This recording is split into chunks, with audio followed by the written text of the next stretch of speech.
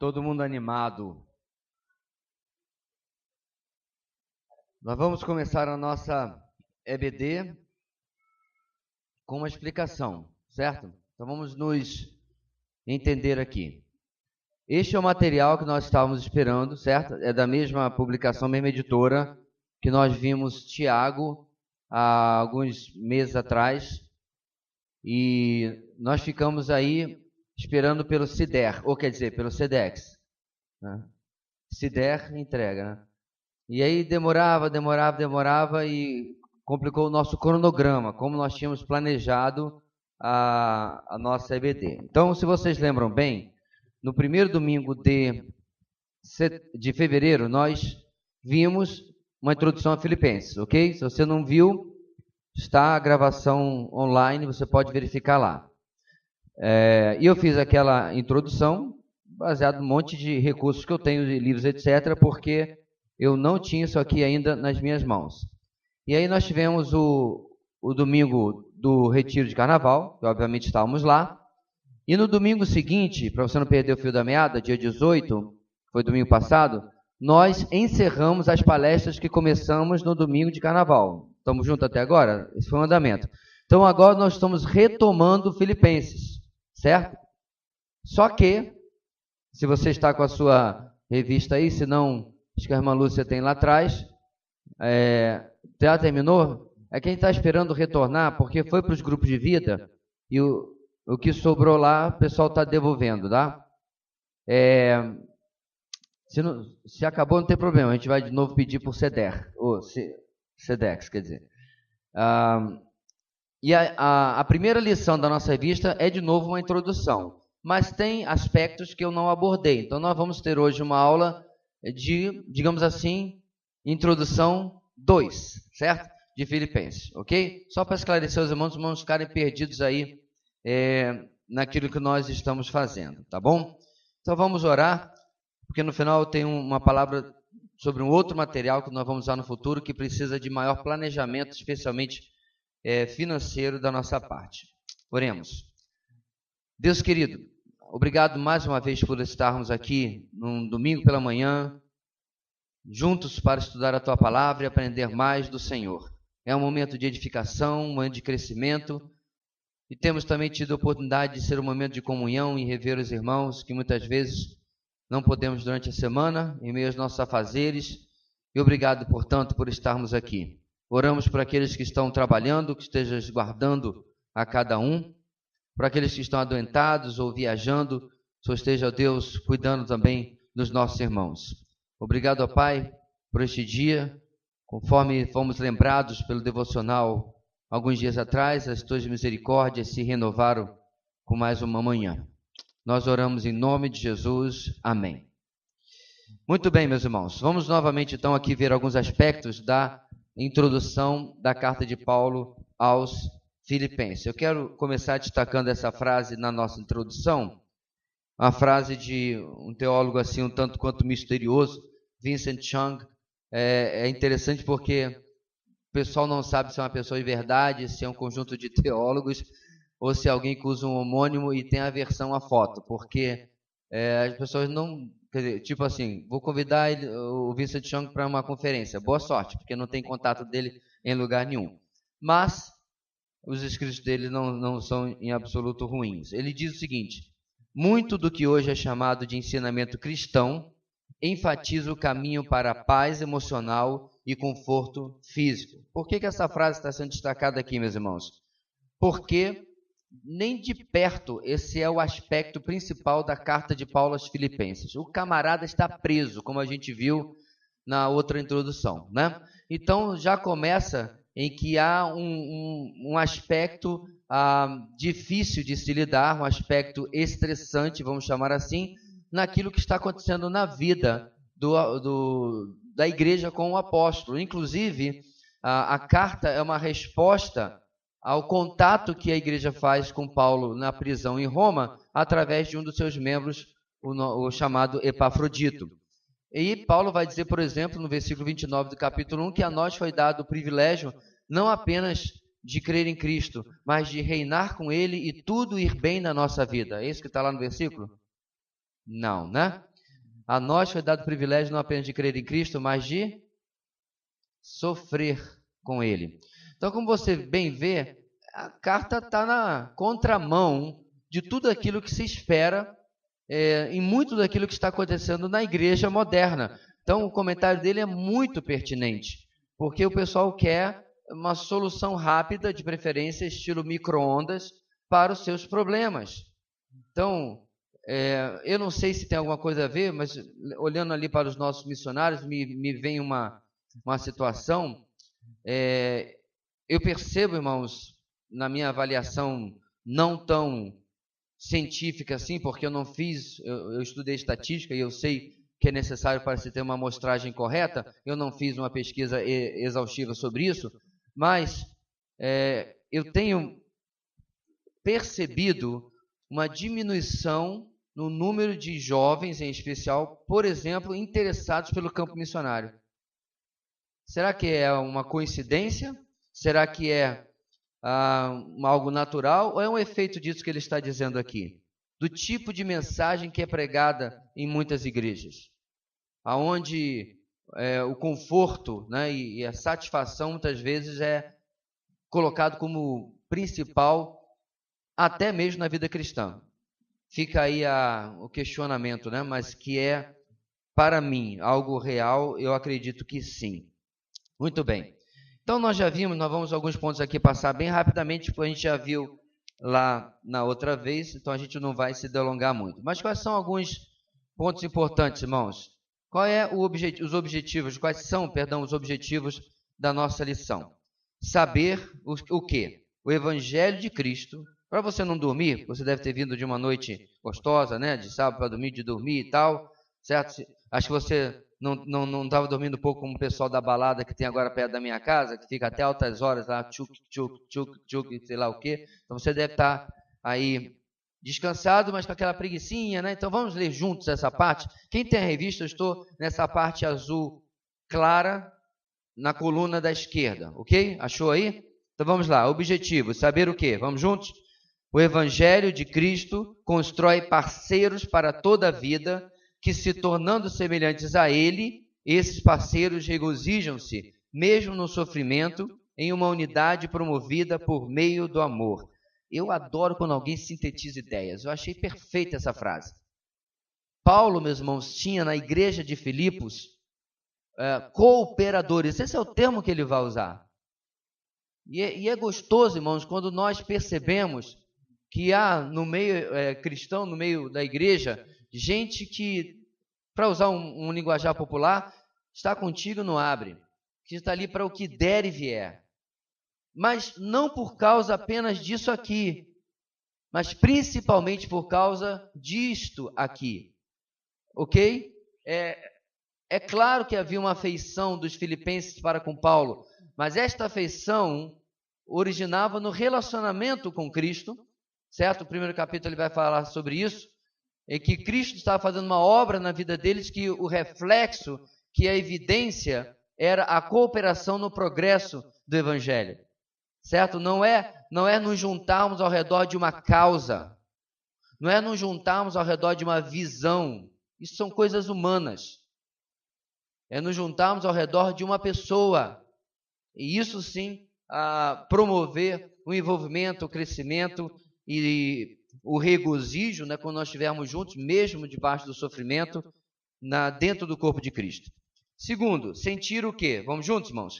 Regozijo em Cristo, mesmo em meio ao sofrimento, tendo a certeza do prêmio final e gratidão amorosa pela comunidade dos santos. Mais uma vez, a alegria, que vai ser uma das mensagens, dos temas da carta de Paulo aos Filipenses, está sendo destacada em meio a um cenário bem difícil.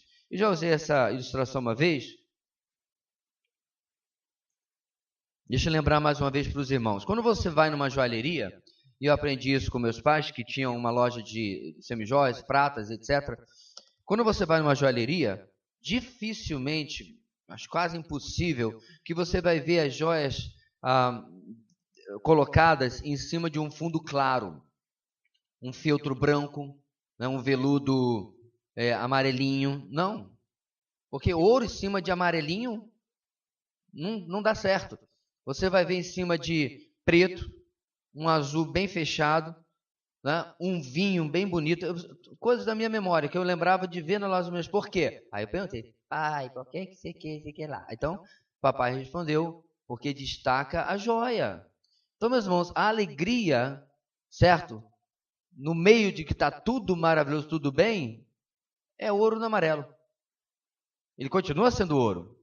Mas o grande destaque, meus irmãos, da carta aos Filipenses nesse tópico é que a pessoa que está dizendo para essa igreja, alegre-se, é a pessoa que está em cadeias. É uma pessoa que está passando talvez por uma dificuldade que ele não sabia, é claro, ele achava que não seria morto, que seria libertado, e realmente ele foi, mas que poderia ser fatal para a sua vida. Como a segunda prisão de Paulo realmente seria anos depois. Então, essa postura diante da vida, meus irmãos, lembrando que é regozijo em Cristo, não é ser bobo alegre, né? Não é ignorar os fatos. O cristão, ele não está ignorando o problema, ele não está ignorando o mal, a tragédia, a dor, o luto, a luta. Não. É a despeito de estar plenamente consciente da sua situação. Há regozijo. E último ponto aqui, agir, vamos juntos? Suportando as adversidades com alegria, promovendo a união entre os irmãos, considerando os outros superiores a si mesmos. Então, Então, são aplicações ou deduções claras daquilo que vai ser falado, tratado durante o livro, a carta de Filipenses. Então, meus irmãos, a autoria dessa carta, ela não é praticamente disputada. E isso que está no texto, eu mencionei... Desculpa, eu estou com o nariz hoje coçando demais agora. Eu mencionei no outro EBD, irmãos, que apenas autores muito liberais é que vão disputar a autoria da carta aos Filipenses. Mas isso não é novidade, porque o liberal disputa a autoria de tudo. Tá? Se bobear, vai aparecer um liberal dizendo que a Bíblia foi escrita semana passada e eu não vou ficar surpreso, porque liberal é assim mesmo, né?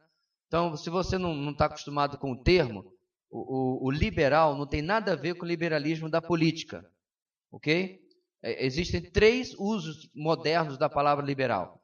Tem o liberalismo político, que é a ideologia política de Estado mínimo, certo? Estado para o mínimo necessário, e a sociedade se regula, a sociedade vive e assim por diante. Você tem o liberalismo americano, que é mais identificado com ideias progressistas, né? Ideias mais de esquerda, e tem esse aqui, que tem nada a ver com os outros dois, que é o liberalismo teológico. O que o liberalismo teológico faz? Ele desacredita a inspiração plenária da palavra de Deus, ok? A inerrância da palavra de Deus. Então, quando você vai conversar com liberal, ou com neoliberal, com neo-ortodoxo, são todas variações da mesma doença. Você vai vê-lo em um grau ou outro desacreditando as narrativas bíblicas.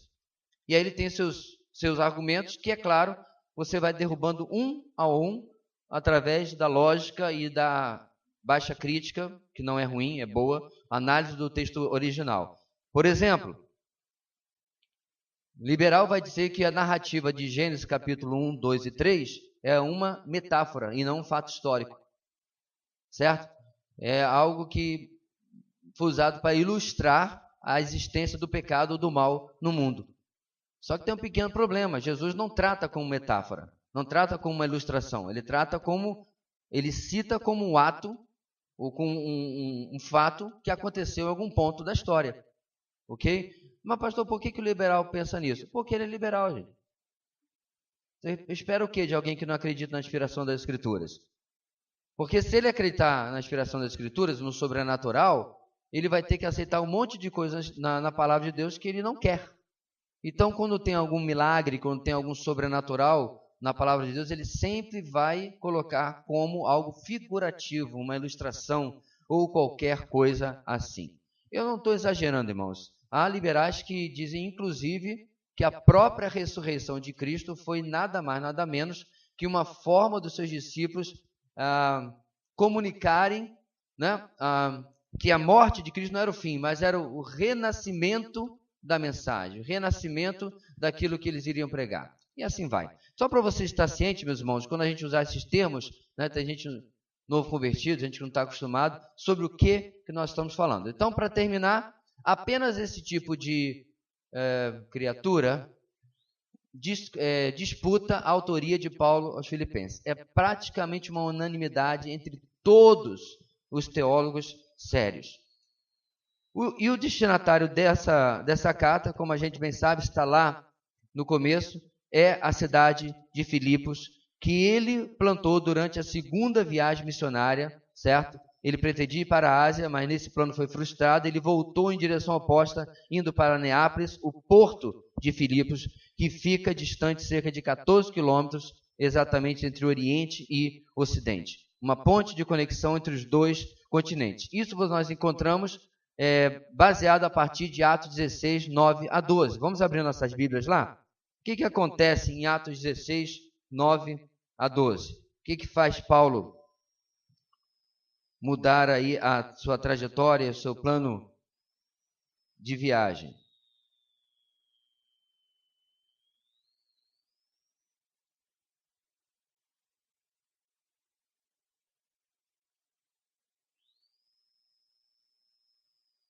Paulo estava em Troade.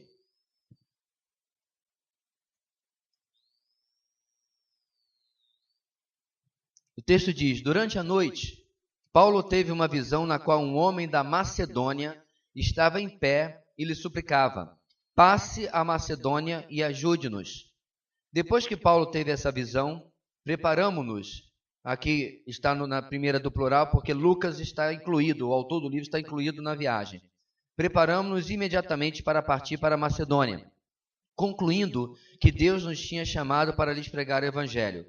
Partindo de Troade, navegamos diretamente para Samotrácia e, no dia seguinte, para Neápolis. Dali partimos para Filipos, na Macedônia, que é a colônia romana e a principal cidade daquele distrito. Ali ficamos vários dias. E a história vai se desenrolar, mas aí você já sabe como que Paulo chega até essa cidade. Deus providencia uma visão em que um homem com as características, né, da região da Macedônia faz esse apelo: passa a Macedônia e ajuda-nos. Virou até um slogan, vamos chamar assim, no meio cristão, quando alguém, né, quer pedir ajuda missionária, qualquer coisa, ou fala sobre um campo que precisa de ajuda, não fala que teve visão nem coisa alguma, mas usa essa expressão: passa a tal lugar e ajuda-nos. E Paulo assim o fez, e aí o resto é história, está no texto seguinte do texto que nós lemos agora. Continuando, irmãos, essa congregação, como é que ela funcionava? A antipatia contra os judeus na província romana de Filipos, em especial contra os cristãos, pode ser explicada com vários exemplos. Primeiro, letra A, no ano 49, certo, do ano Domini, depois de Cristo, Cláudio, imperador, toma medidas para desencorajar o crescimento do judaísmo. Em seu édito, que expulsa os judeus de Roma, está em Atos 18.2, né? B, um indício adicional da intolerância dos filipenses a outra religião é o banimento dos judeus para um lugar fora dos portões da cidade, pelo que as mulheres reuniram-se junto do rio, como exigido pela lei. Dentre os moradores piedosos que habitavam ali, no local de reunião por eles frequentado, havia uma mulher chamada Lídia. Repare que está em Atos 16:14, que está logo na continuação do texto que nós lemos. Ela vai ser a primeira convertida. Quando conheceu o apóstolo Paulo, o coração dessa mulher foi aberto para a mensagem que ele trazia e ela abriu a sua casa para a igreja. Isso mostra que a igreja começou, provavelmente, teve seus primeiros anos de estabelecimento na casa dessa mulher e era de minoria judaica, ou seja, era composta por gentios. Você deve estar confuso aqui sobre a questão, qual o problema do cristianismo aqui, se o problema deles era com os judeus. O cristianismo, irmãos, nos primeiros anos, só era considerada uma seita dentro do judaísmo. Os gentios não viam assim, esse pessoal está se separando do judaísmo. Não, eles eram apenas vistos como uma seita, como uma ramificação do judaísmo. Por quê? Porque primeiro nasce em Jerusalém. E segundo, nos primeiros anos, a maioria esmagadora era de judeus. que Paulo fazia, irmãos, quando chegava numa nova cidade? A primeira coisa que ele fazia era procurar uma sinagoga e pregar ali, com algumas exceções. Mas em grande parte ele pregava primeiro na sinagoga, ele partia da sua herança judaica, de uma narrativa que eles já estavam familiarizados, que é a narrativa messiânica, lhes anunciava Cristo e, via de regra, alguns se convertiam. No caso de Bereia, um grande número de pessoas se converteram. Porque em lugar de ficar apenas ouvindo Paulo e dizendo isso é heresia, fora de lá daqui, etc., os Bereia, você conhece a história, e faz até o contraste com os de Tessalônica, examinavam na Torá, nos profetas, no Antigo Testamento, aquilo que Paulo estava falando. Eles comparavam com a fonte que é as Escrituras. E assim ali é uma conversão maior. É a partir daí, meus irmãos, dessa matriz judaica, que a igreja começa a se expandir para os gentios, mesmo no ministério de Paulo. Então, quando o imperador, quando os gentios começaram a criar uma resistência para com os judeus, certo? Os cristãos foram levados juntos aí. Agora, eu acho interessante, irmãos, será coincidência que essa não seria a primeira vez na história que um governo implicaria com os judeus? Isso vai acontecer em diversas ocasiões.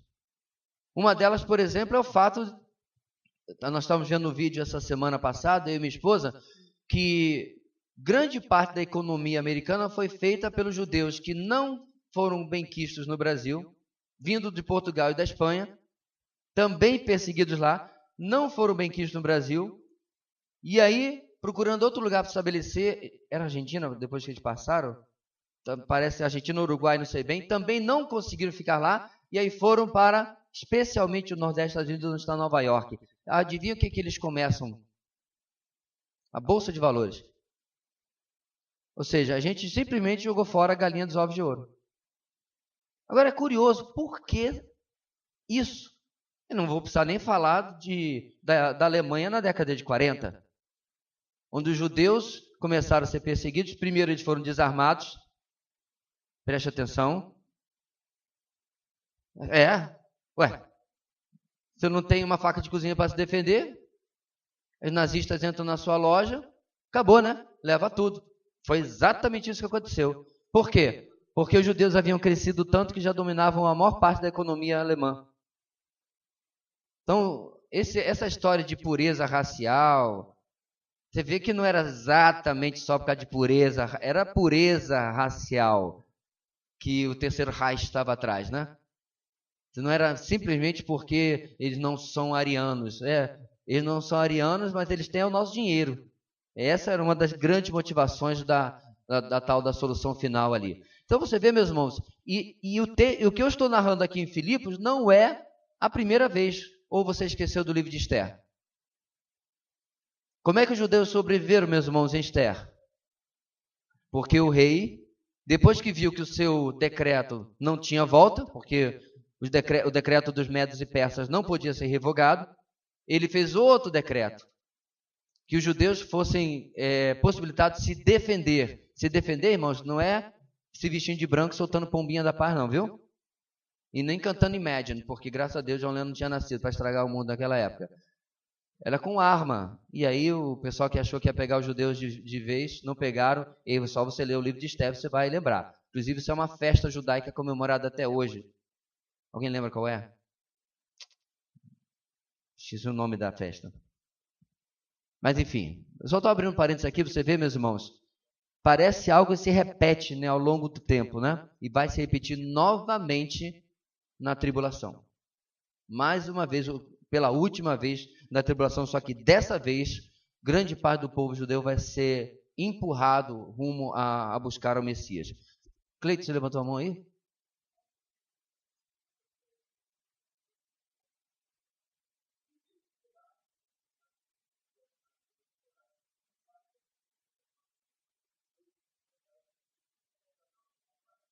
Sim, sim. Inclusive em caricaturas.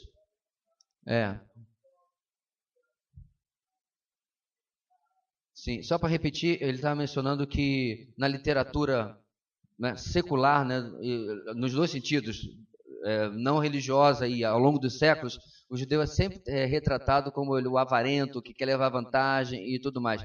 Como se isso fosse uma peculiaridade do judeu. Não? Via de regra, toda pessoa poderosa quer levar vantagem sobre os outros. Isso é normal, né? Tanto faz a ideologia. O mal do homem está no coração dele, não está na ideologia. Mas isso é verdade, né? É a caricatura que as pessoas fazem de algumas etnias, nacionalidades, etc. E assim vai. Voltando, irmãos, aqui para o nosso texto, vamos falar um pouco sobre a cidade de Filipos. Era importante, naquela região, um ponto estratégico, cidade de trânsito, de passagem das pessoas que vinham da Ásia para a Europa e que voltavam da Europa para a Ásia. Era uma colônia romana surgida com a habitação de soldados romanos ali, por isso quem lá nascia era cidadão romano. Ela contava com poucos judeus. É possível afirmar isso porque a estratégia missionária de Paulo sempre fazia com que seu contato fosse primeiramente com judeus, ministrando nas sinagogas. No entanto, essa é a exceção. Quando ele chega a Filipos, não encontra sinagogas. Por quê, irmãos? Olha a regra. Elas eram constituídas por pelo menos 10 homens judeus piedosos. Isso mostra como aquela cidade contava com pouquíssimos judeus. É bem possível que tinha, meus irmãos, mais do que 10 famílias piedosas. Mas, sendo um número muito próximo do mínimo, tá, não era prática de se começar uma sinagoga, um lugar de reunião com tão poucas famílias. Até porque qualquer lugar de reunião vai requerer investimento e tudo mais, e com pouco número de pessoas não era possível. O clima religioso de Filipos era de sincretismo e, ao mesmo tempo, de oposição pagã ao evangelho. Outra característica social e da situação religiosa da cidade era o patriotismo muito influente. Os moradores e autoridades do lugar acusavam o apóstolo de causar distúrbios e de introduzir uma religião estranha. Atos 16, 20 e 21 vai ser a acusação que eles vão dar. Já que um cidadão romano não poderia praticar um culto para o qual não houvesse recebido autorização pública do Estado. Então, irmãos, olha só. É claro que a gente vê uma oposição ao evangelho, mas você precisa compreender. Nem todas as vezes que isso acontece, quer seja na Bíblia, quer seja na história do mundo, a oposição está sendo feita ao evangelho em si, certo? Se você, por exemplo, fosse na China, em uma comunidade muito shintoísta, certo? E fosse pregar o evangelho, e você não ia ser recebido, você não ia ser aceito. Mas se você fosse lá pregar, sei lá, o kardecismo, você também não seria aceito. Então, há de se compreender que nem sempre é uma perseguição ao evangelho em si, mas é uma perseguição a qualquer coisa estranha, aquilo que aquela cultura e aquele sistema religioso está acostumado. No caso aqui, havia tolerância, sincretismo com aquelas regiões nativas, certo? Autóctones, que já eram ali da cultura dos filipenses. Não essa daqui, que ao ponto de vista deles era um desvio ou uma corrente da religião judaica, ok? Enquanto estava restrito aos judeus, provavelmente não houve nenhuma comoção pública, nenhuma reclamação. O problema é quando eles começaram a pregar aos gentios. E aí realmente isso não era mais aceito por eles, ok? Bem, sobre a data da escrita, meus irmãos, nós já tratamos isso da outra vez também. Há 3 teorias, mas Roma é a mais segura, certo? Porque ele estava preso e não se tem notícia dele ter, nessa época, tido condição de escrever de outro lugar, como, por exemplo, Éfeso ou Cesareia, certo? Não tem tradição nos escritos do primeiro século de que Paulo tenha mandado cartas dessas outras prisões, mas sim da prisão que termina o livro de Atos, está lá no finalzinho, onde ele está numa prisão domiciliar em Roma. Inclusive, ali Epafrodito fica com ele morando, dando assistência ao apóstolo. Em Cesareia, não. Cesareia ele estava numa prisão romana, certo? Não creio que ele estava no calabouço, cheio de musgo, infiltração, certo? Ele estava sendo tratado como um prisioneiro que ainda não havia sido julgado, mas em Roma a situação era um pouco melhor. Era uma prisão domiciliar, ok? A data Na nossa revista, o autor advoga um intervalo menor do que aquele que nós vimos na nossa primeira aula. Ele advoga mais estreito, entre 59 a 61, ou mais antigo, porém mais recente, né, o período.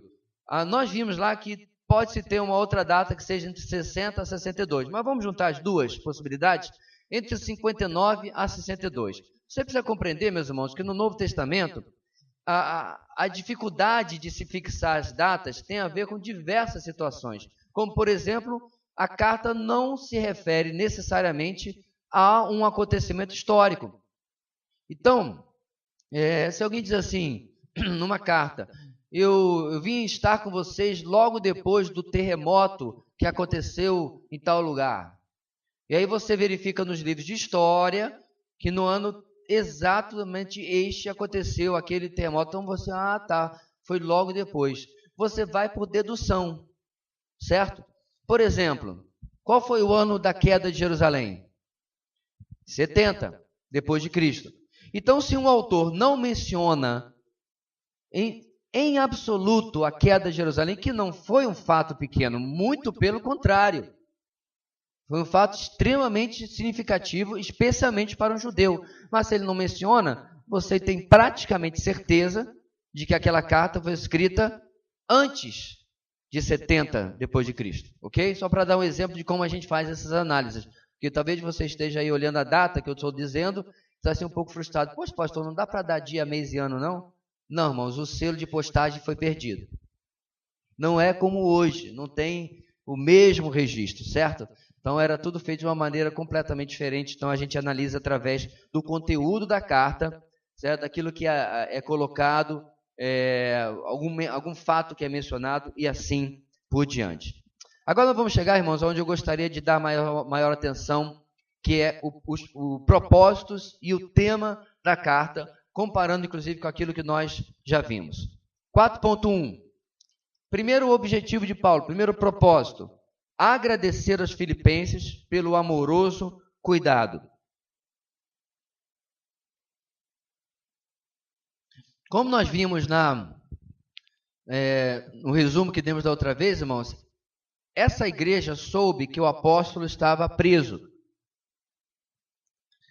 Estando preso, a única condição dele não ir para uma cadeia comum é que alguém o ajudasse, certo? Ele está preso, ele está dentro de casa. Não dá para ele trabalhar com telemarketing. Trabalhar de casa com telemarketing. Certo? Não dá para vender cosméticos, não dá para sei lá o quê. Ele tinha que ser sustentado para poder se manter, né, em prisão domiciliar. Pausa. Como é que os presos do Lava Jato estão em prisão domiciliar se aparentemente eles não têm dinheiro? Interessante, né? Estão presos, não têm dinheiro, em prisão domiciliar com tornozeleira eletrônica, mas ninguém tem dinheiro. Não, em absoluto. Eu não sei de que eles estão sustentando, mas eu sei do que Paulo era sustentado. Igrejas, como a de Filipos, se juntavam à necessidade do apóstolo e esse é um dos objetivos que ele está escrevendo, para agradecer a lembrança que eles têm da situação dele. Tudo o que dizia respeito a essa igreja era de interesse particular do apóstolo. Ele se sentia grato pela ajuda dos irmãos que o sustentavam mandando mantimentos. Essa ajuda chegava através da visita de certos irmãos ao apóstolo na prisão. Aí o texto diz, em sua carta a essa igreja, já está presente o sentimento caloroso de afeição.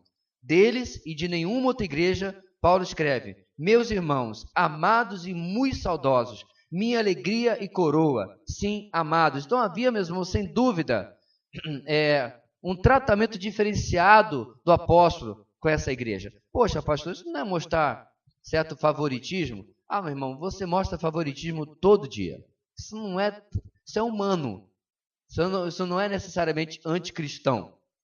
Ele não significa que ele não era, em absoluto, o apóstolo para as outras igrejas. Ok? Mas Paulo tinha uma dose certa na mão para acalentar, para consolar, mas também para repreender dependendo da situação da igreja. Mesmo aos filipenses, mais à frente ele vai dar uns apertos. Ele vai dar umas chamadas, especialmente na questão da falta de unidade, de comunhão entre algumas irmãs, entre algumas pessoas dentro daquela igreja, ok? Como Fee e Stuart, aprendemos mais sobre como era a amizade no Novo Testamento. A amizade era uma questão muito mais significativa no mundo greco-romano do que nas culturas ocidentais. Era sempre acompanhada de reciprocidade social, isto é, os amigos esperavam beneficiar um ao outro com afeição e confianças mútuas. Uma característica notável dessa amizade era a pressuposição de que os amigos compartilhavam os mesmos inimigos. Quem se opusesse a uma das partes na amizade, automaticamente se tornava inimigo da outra. Não é tão diferente assim de algumas facetas da nossa amizade, mas o que eu estou entendendo aqui do comentarista é o fato de que havia uma cumplicidade maior, certo?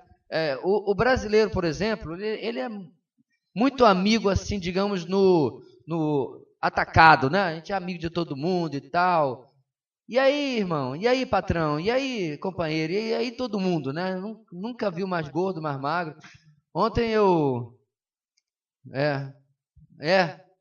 Conheceu anteontem, botou uma coisa no Facebook. Amiga, que amiga? A palavra ficou meio esvaziada, né, da significado. Não vou nem falar do que as pessoas falam mais. E ontem, por exemplo, eu me desfiz de parte do material, né, que sobrou lá da reforma, e aí botei no LX, vendi em minutos, botei bem barato lá, e chegou o casal lá para buscar. E tal. 15 minutos a gente estava conversando como se fôssemos compadres de longa data e tal. É coisa do brasileiro. Agora, eu acho que ele não vai me ligar hoje. Ficar deprimido. Acabou ali, né, e tal. Conversamos longamente, trocamos experiências de obra e disso, daquilo. Mas difícil que ele vai me ligar hoje. Se eu ligar para ele amanhã... Detalhe, eu não lembro nem o nome dele. Se eu ligar para ele amanhã, assim, e aí, tudo bem com o senhor? Ele vai perguntar assim, tudo bem, teve algum problema com o material? Não, é que você não ligou mais. Achei que a gente teve uma coisa especial. Só afinal de contas ele levou as telhas que estavam sobre a minha cabeça por 10 anos. E eu fiquei com alguns reais. O senhor não quer saber como estão os seus reais? Como estão as minhas telhas? Não existe, irmãos. Essa coisa da modernidade, da superficialidade. Como é que era o relacionamento, irmãos? Qual era uma marca do relacionamento no mundo antigo? Comer junto. Sabia disso? É por isso que um dos memoriais da fé cristã, por isso que o memorial da fé cristã envolve comida. A ceia. É partir o pão junto. Você não partiu o pão com o inimigo. Você podia alimentar o inimigo. Como bom judeu, e obviamente como cristão, você pode alimentar o inimigo. Mas na cultura antiga, você não comia junto. É por isso que Jesus é criticado, porque ele comia com beberrões, glutões, né? Ou seja, mais ou menos a gente quando vai fazer uma churrascada nossa, né? Come muito. Então não bebe, mas come que é uma desgraça. Então, Jesus era criticado com o tipo de pessoa com a qual ele se associava, porque tem a ver com a cultura da época. Então, meus irmãos, pensando nisso, você começa a ver como é significativo a proximidade que Paulo tem desses irmãos em particular. Certo? Agora, do ponto de vista de um obreiro, irmãos, de um plantador de igreja, de um pastor, de um missionário, você precisa compreender que Paulo não tinha desencarnado. Então a gente acha que Paulo devia ser aquela pessoa, parece relações públicas, né? Sempre sorrindo e tal. É complicado sorrir para Coríntios. É complicado sorrir, o que a gente está expondo domingo à noite? Para os Gálatas. Porque eles estavam fazendo coisas que iam na contramão do que Paulo havia ensinado na prática de vida e na doutrina, principalmente. Paulo levava isso muito a sério. E aí a cortesia, né, a simpatia meio que dava uma parada, porque tinha coisa séria para ser tratada.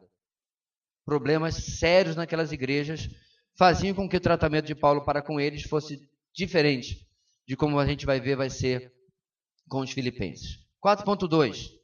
Informar sobre a situação dele enquanto estava preso. Sabendo da estima que a igreja sentia por ele, o apóstolo se apressa em dar notícias do seu estado na prisão.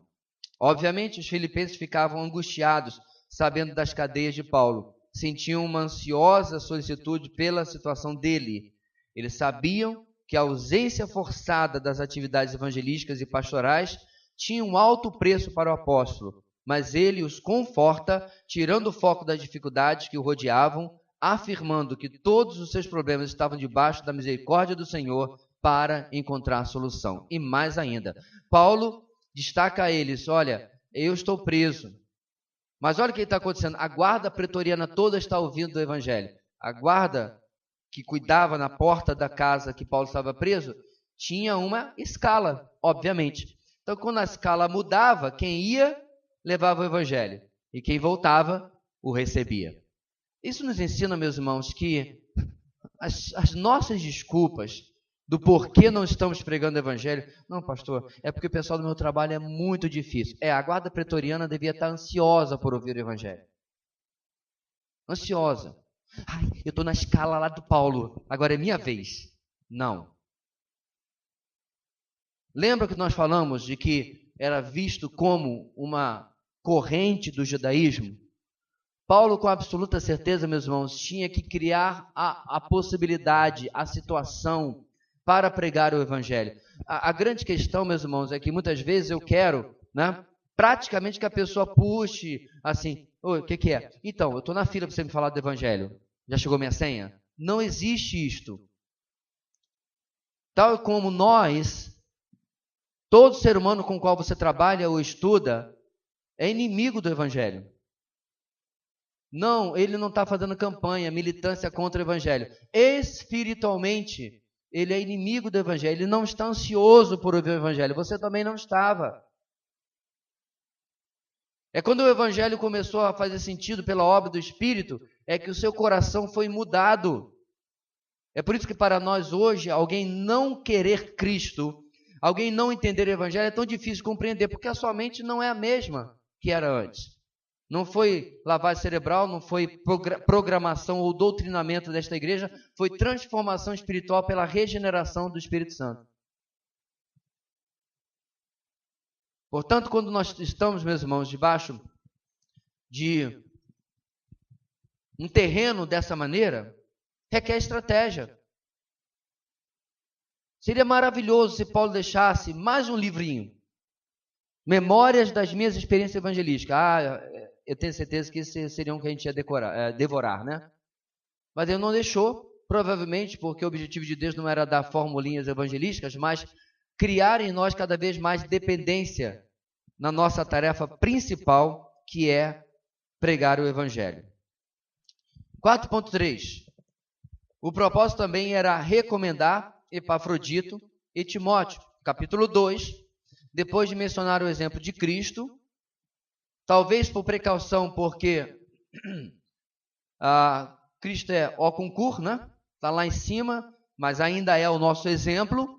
Alguém diz assim: olha, legal, vocês entenderam o exemplo supremo, mas deixa eu falar de dois irmãos que são da sua convivência. Jesus também era de carne e osso, mas vocês vão entender, né? Mortais. Vamos falar de Epafrodito. Vamos falar de Timóteo. Vamos olhar para esses exemplos para que seja um estímulo àquilo que eu tenho ensinado vocês.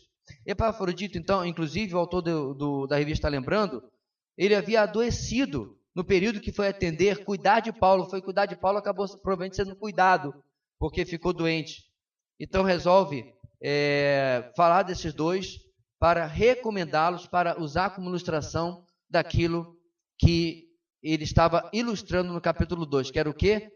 Considerar os outros superiores a si mesmo, servir aos outros. Veja bem, meus irmãos, merece foto mesmo, porque hoje está bonito, viu? Os irmãos estão de parabéns, para a glória de Deus. Aliás, cadê meu celular? Tira a foto para mim também, amor. Alguém. Pede os meninos para tirar uma de lá e cá. Ajeita o cabelo aí, você vai sair no Facebook. Então, Qual é o ponto aqui, meus irmãos? O que canta o Asaf? Não esse, o Borba. Tu és Jesus, amigo verdadeiro, que tenho conhecido na vida dos meus irmãos. Eu não sei se algum crente tem problema com essa frase. Porque o próprio apóstolo Paulo vai nos dar qual ensinamento? Sejam meus imitadores, assim como eu sou de Cristo. Isto é normal. Mais do que normal, meus irmãos, isto é fundamental. Uma das vantagens, eu li aqui do Cédric, lembrar aqui, hoje acho que só o Rendel está trabalhando, né? Não está conosco, lá está o Bruno. Uma das vantagens, meus irmãos, do presbitério, do colegiado numa igreja, na liderança, é porque nós somos bastante diferentes. E fora a questão prática do trabalho em que um auxilia o outro, espero assim, aprende com o outro. E você vai ver isso no seu casamento, na sua família e etc. Como não seria na vida cristã também? É importante ter modelos. Desde que nós saibamos, irmãos, que eles são de carne e osso, né? Erram também. Precisam da graça e da misericórdia de Deus como você. Agora, que triste é, meus irmãos, quando você, não sei se você tem alguém assim, porque às vezes a pessoa nem é assim, é você que tem resistências. Mas quando você descobre alguém com quem você acha que você não possa aprender nada, será? Talvez você não conviveu o suficiente, você não chegou perto, né? Não comeu um saco de sal com o irmão. Então, se você acha que você não pode aprender nada com alguém apenas porque não conhece, aí tudo bem, eu até concordo. Se você não conhece alguém, você não sabe quais são as virtudes, né? Dons, talentos, aptidões e tudo mais que ele tem. Porém, quando você convive com os irmãos, você vai começar a dizer assim, poxa vida, fulano tem uma área na vida dele que ele está arrebentando. Deus tem sido muito gracioso com ele. E eu estou na série C. Ele está lá no G4, lá em cima, disputando a liderança. Eu estou na série C. Estou levando só bomba em cima de bomba, só reprovação. Mas sabe o que é curioso, meu irmão? É muito provável que aquele irmão lá esteja olhando para você e dizendo, meu irmão fulano é um ás naquela área lá. Outra área, né? Ele está lá disputando, ele usa outra ilustração, nos primeiros lugares com os outros carros, e eu estou 15 voltas atrás, atrasado, que é a desgraça. É normal. O dia que você encontrar um super crente que esteja 100% em todas as áreas, fica uns 2 pés atrás. Porque para mim, sinceramente, tem muita maquiagem aí. Muita maquiagem. É gente que não mostra as cores. Não mostra, às vezes, né, a indignação que acaba se transformando numa raiva, uma ira. Não demonstra outras áreas, talvez, que precisem do devido cuidado. Então, Epafrodito e Timóteo vão cumprir esse objetivo também na carta de Paulo. 4.4. Olha outra voz de Paulo aqui, irmãos. Corrigir alguns problemas existentes na igreja. As circunstâncias que levaram o apóstolo a escrever esta carta, especificamente, além do interesse pelo bem-estar da igreja e pela gratidão que ele sentia por essa filha na fé, estavam relacionados a alguns questionamentos e problemas que foram trazidos a ele por Epafrodito, o irmão designado para levar os suprimentos até ele, e relatou qual era a situação da igreja durante o tempo em que Paulo estava preso em Roma. Graças a Deus! Porque você ter uma igreja no Novo Testamento que não tem problema nenhum, é um tanto quanto constrangedor para a nossa. E se torna um alvo inalcançável. Poxa, não tem nadinha de problema, nenhuma questãozinha aqui nessa igreja. E Paulo mostra que a carta aos Filipenses não era assim. Qual eram algumas questões, irmãos? Desunião. A igreja é um organismo vivo e indivisível. Ela, como corpo, é uma unidade espiritual onde todos os nascidos estão unidos em Cristo. Isso é fato. Isso aí, meus irmãos, vamos buscar a união do corpo de Cristo. Não, Cristo promove a união do seu próprio corpo. Isso é inato ao corpo de Cristo. Você não tem que sair correndo atrás de uma perna porque ela está meio rebelde, tá? A perna mais rebelde do mundo, que anda meio assim, sei lá, não quer cooperar, ou vai para um lado, vai para o outro, ela está presa ao corpo. Não tem como. Alguém me perguntou essa semana se tem como eu não ser da igreja, como eu não ser do corpo de Cristo. Você pode abandonar uma igreja local, o que eu não aconselho. Porque a Bíblia deixa claro a necessidade de nos congregar, tanto nos exemplos de Atos dos Apóstolos, como a frase óbvia em Hebreus: não deixem de se congregar. Não precisa de interpretação, né? Crente é feito para estar junto, cristão anda junto. Somos rebanho. Ovelha que anda sozinha vira petisco de lobo. Porém, você nunca tem como sair da igreja, não tem como usar outro termo, porque eles se apropriaram, mas da igreja universal, do corpo místico de Cristo, que é o conjunto de todos os cristãos de todos os tempos, ok? Então, não há como você se separar disso. Porém, havia essa desunião lá. Então, o que diz aqui? Mas essa unidade não estava sendo manifestada na relação entre alguns irmãos. E por falta de harmonia, havia divisão e não cooperação mútua. Aqueles cristãos precisavam entender que as atitudes e desempenhos individuais refletem no coletivo e que o relacionamento com os demais membros define a saúde do corpo. Por essa razão, era necessário esforço para superar as diferenças, tendo em vista a unidade como produto final. Irmãos, eu nunca fui pastor de igreja grande. Agora no Rio, o irmão que nos abençoou, colega de ministério, com a casa dele para irmos para uma região de praia, ele já tinha programado ir para a Serra com a família, está cheio de praia, não quer mais saber não. Então deixou a casa para a gente, vamos lá conhecer, né, o prédio, a sede da igreja dele, muito grande, né, um prédio maravilhoso, já peguei umas ideias, né? Mas eu conversei com ele, falei assim, cara, eu não tenho ideia do que é ser pastor de uma igreja desse tamanho. Eu não sei se tem 400, 500 membros, mas alguma coisa nessa faixa aí. Mas uma coisa me preocupa, meus irmãos. Eu não me refiro à falta de unidade por problema de relacionamento, que era o que estava acontecendo aqui, que é algo que me preocupa também. Mas como é que nós mantemos uma igreja andando num só propósito, à medida que nós já passamos da casa, né, dos 100, já passamos em termos não de membresia, mas de frequência de participação, dos 150, dos 200, dos 300, dos 400, como é que você mantém uma igreja em unidade de pensamento? Uma das formas, uma das fórmulas, foi o que me levou a tratar no nosso retiro do tema que nós vimos, as ideias que se transformaram na sã doutrina. Um dos grandes problemas, irmãos, que causa divisão nas igrejas é que cada um crê, pensa e defende uma bandeira. Eu soube de uma igreja, através de um colega, que trabalha num colegiado, não sei como, né, na liderança da igreja, como nós temos na nossa, mas cada um tem uma linha teológica diferente da outra. Tem até um camarada lá que defende a TMI, Teologia da Missão Integral. Eu não sei como eles estão fazendo para fazer isso funcionar, porque cada um tem uma agenda na cabeça para a igreja.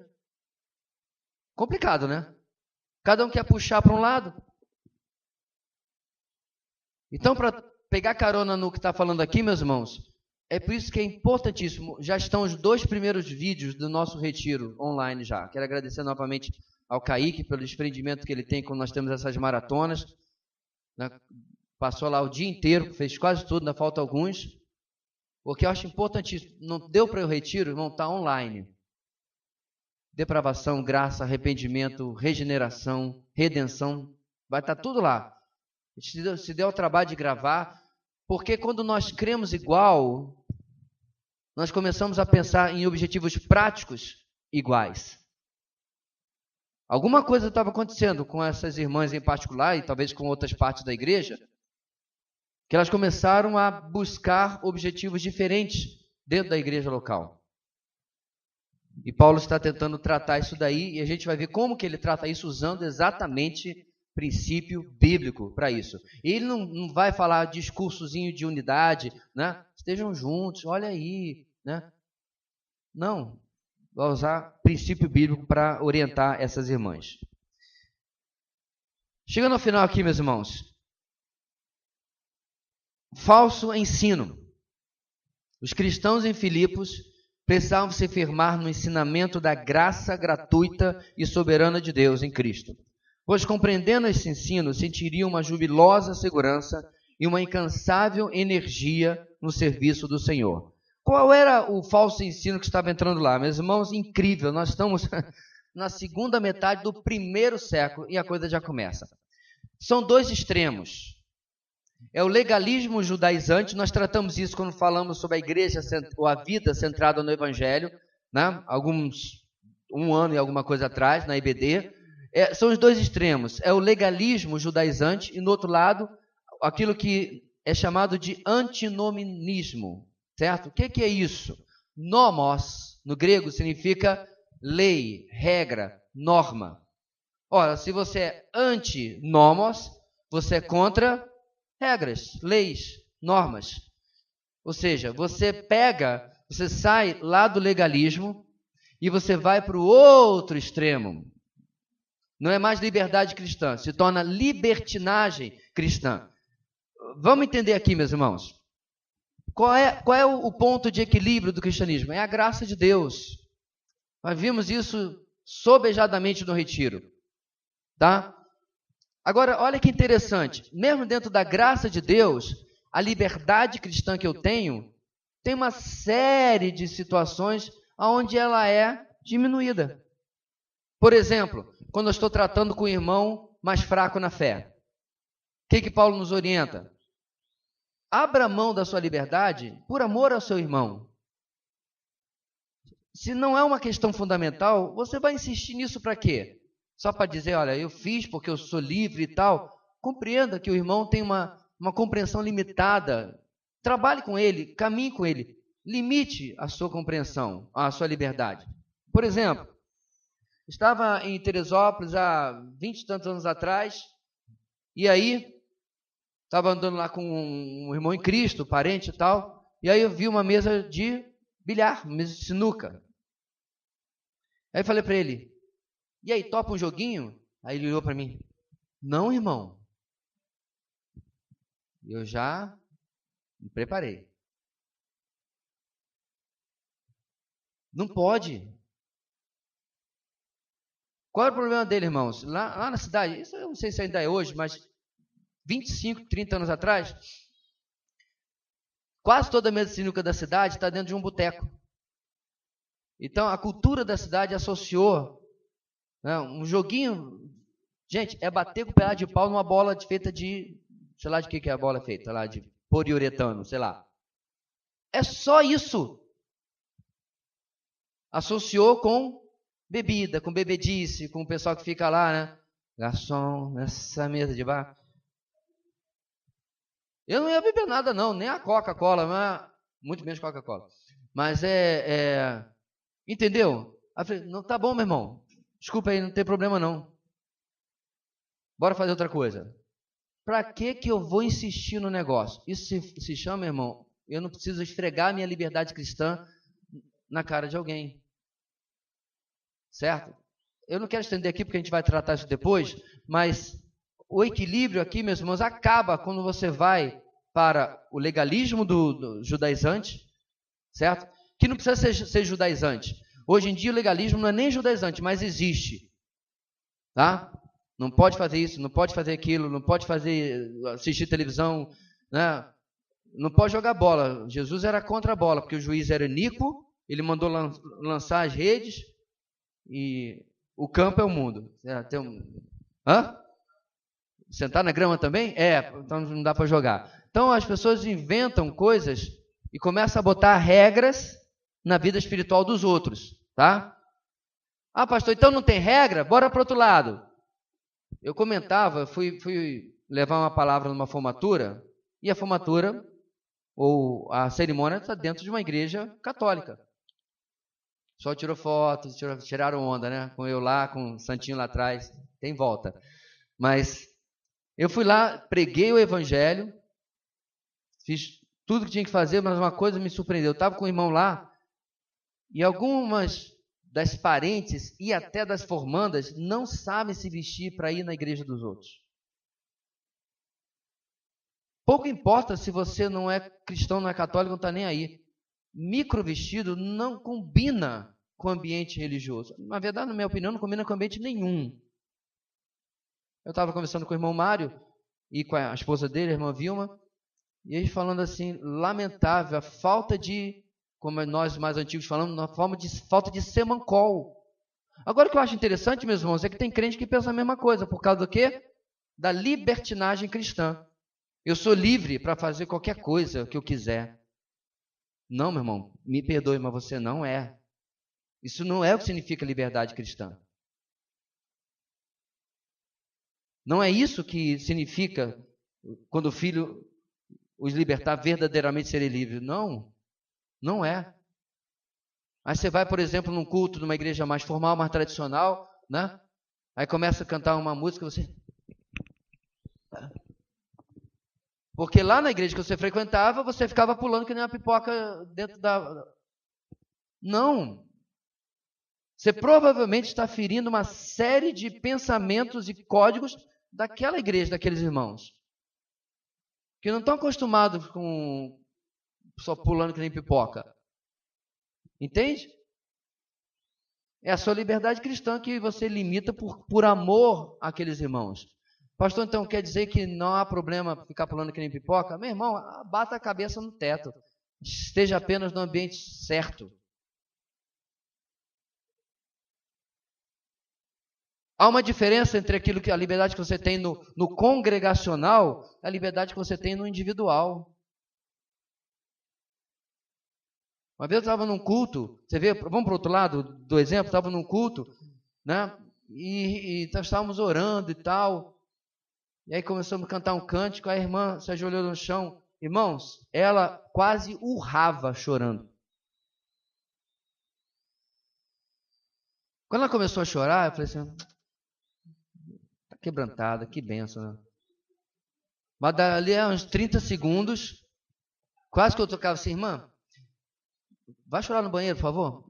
Para de incomodar aqui. Você está no ambiente congregacional, onde ninguém mais conseguia cultuar a Deus porque tinha uma onça que...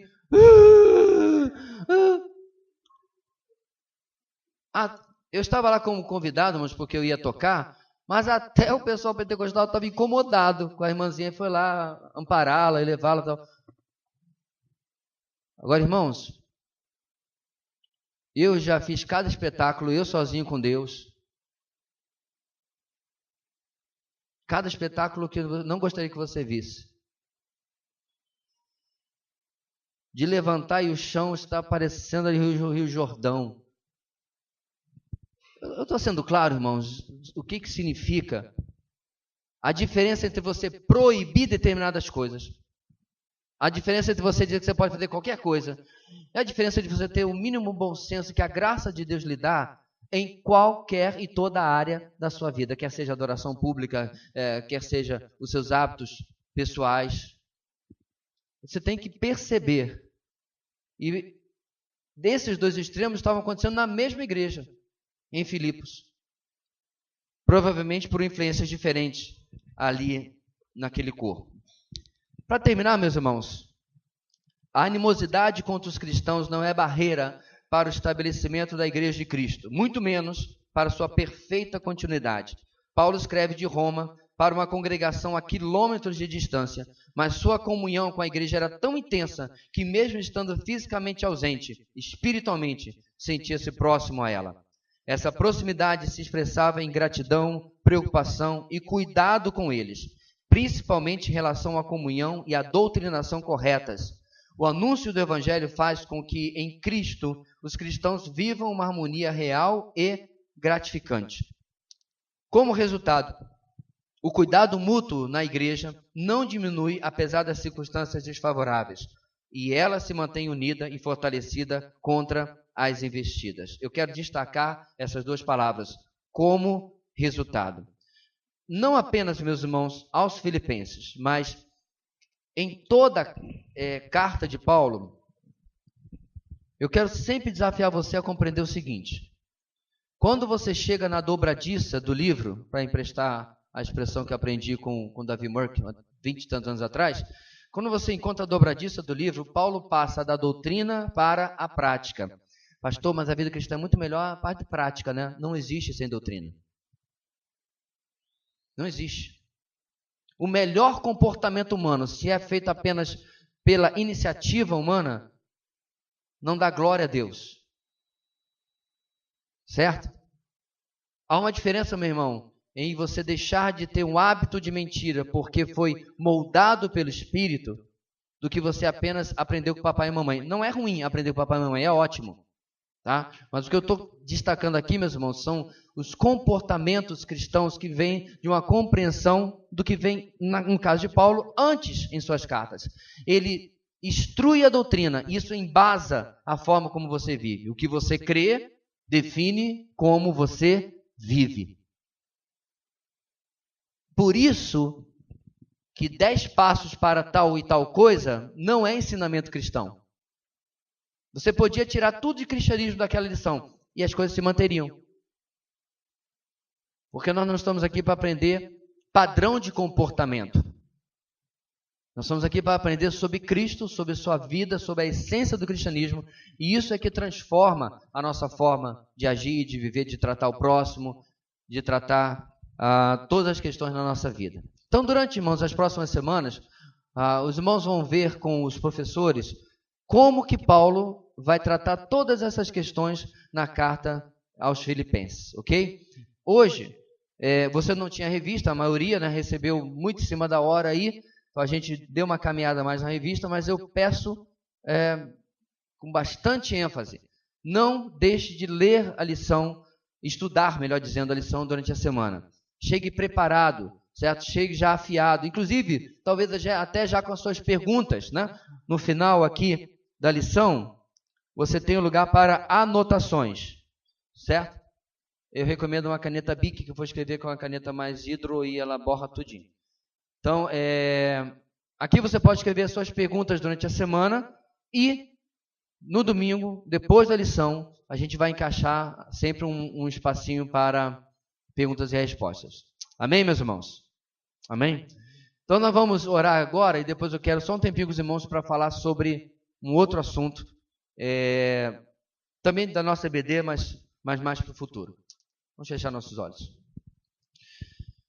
Deus querido, nós queremos já de antemão agradecer pelo banquete espiritual que nos aguarda nas próximas semanas, por tudo aquilo que vamos poder aprender do Senhor e através da carta aos Filipenses, e para tanto pedimos que pela Tua graça o Senhor nos capacite não apenas a reter fatos, conhecimento, mas principalmente sermos transformados pela Tua palavra, sermos transformados pelo ensino preservado por quase 2000 anos já, direto da pena de Paulo, através da instrução e da inspiração do Teu Santo Espírito, sobre o qual nós pedimos que também esteja sobre nós, cada vez que estivermos estudando a Tua palavra.